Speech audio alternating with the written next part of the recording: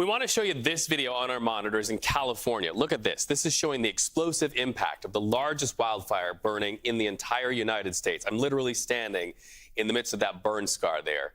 This is what remains in that part of California called the Park Fire, about 90 miles away from California's state capital of Sacramento. This fire is a monster, and right now we can tell you it's approaching nearly 400,000 acres burned. Firefighters say despite their best efforts, they only have it 12% contained. We want to listen right now to this fire behavior expert explaining why this fire in particular has been so explosive.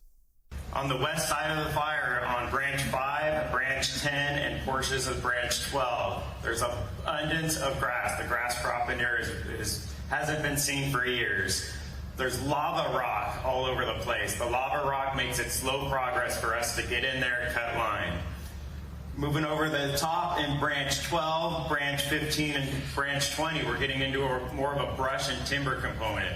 Inside of that timber, there's a ton of dented down, big piles of logging slash, just a high fuel loading there to help the fire create significant growth.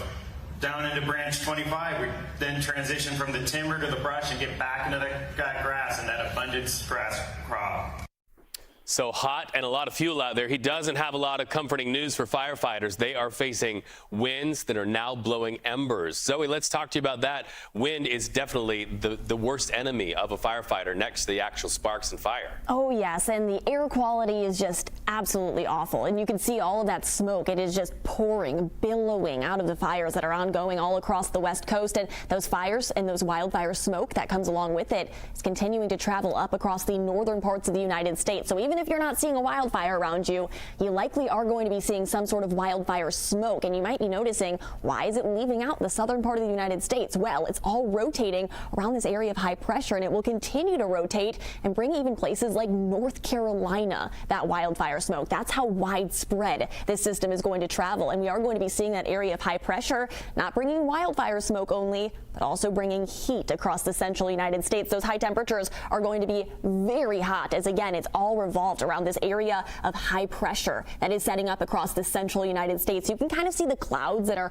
rotating around me, and it's allowing, again, more heat to build, and those southerly winds coming in from the Gulf is bringing a lot of moisture, and that moisture will continue to push up across the United States. And moisture combined with heat is not a winning combination. Unfortunately, the heat is going to continue to build in places like Kansas City, St. Louis, where heat indices are going to be the biggest issue. So yes, temperatures are in the mid to upper 90s. That's not record-breaking by any means, but it's our heat indices that are expected to get up to 115 degrees. It is going to be unbearable, even just stepping outside through today, tomorrow, all the way through Thursday. This heat is going to continue. So if we do take a look at how long the heat's going to stick around, again, widespread heat advisories, excessive heat warnings in effect all the way through Thursday, and it encompasses a lot of the central United States. And again, it's not expected to be record-breaking high temperatures, but it's record-breaking excessive heat that we'll be dealing with because of the heat indices and the humidity. So again, today, it's wrapping around that area of high pressure, but what also we're seeing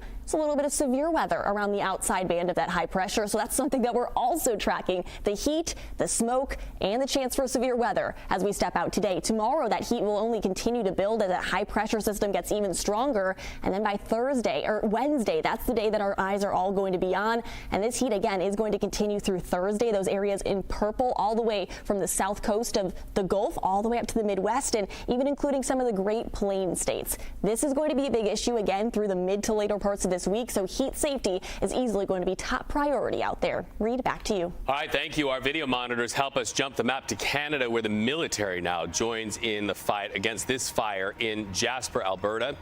Carter Evans reports from that part of the world. A chilling reality. Nearly 1/3 of that historic town is now destroyed. Well, Jasper is one of the most famous national parks in Canada. It is known around the world for its breathtaking natural beauty. An estimated 400,000 Americans visit here every year. But this roadblock right now is about as close as people can get. The town of Jasper is still considered a disaster area. Now, none of the 5,000 residents have been allowed to return home. But firefighters took us downtown to see the devastation and how much they were able to save. Now, firefighters say a wall of flames about 300 feet high was approaching the town, but they had practiced for this, so they were safely able to evacuate 25,000 tourists and residents. They also saved critical infrastructure like the hospital and schools. But aside from a few hotspots right now, the fire in Jasper is pretty much out. But about a third of the buildings in the town were wiped out. The mayor, the fire chief, and even the local incident commander on this fire lost her home. You knew your neighborhood was burning, but you also know, being right down the block, that there was nothing you could do to save it. I knew that our firefighters that were out there were trying everything they can. And I think, for residents who may be wondering, how come my house wasn't saved? It's because they saved the infrastructure that will allow the rest of town to come back in. So our wastewater treatment plant, for example, took 3 years to build. There is still no timeline for residents to return to Jasper. That fire is still burning deep in the surrounding forest, and we're told it could be 3 months or more before they're able to get it under control.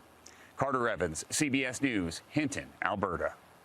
Carter, thanks. From hero firefighters to hero scouts in the sky. Our Eye on America series, when we come back, showing news from your communities, people finding solutions and making a better way forward.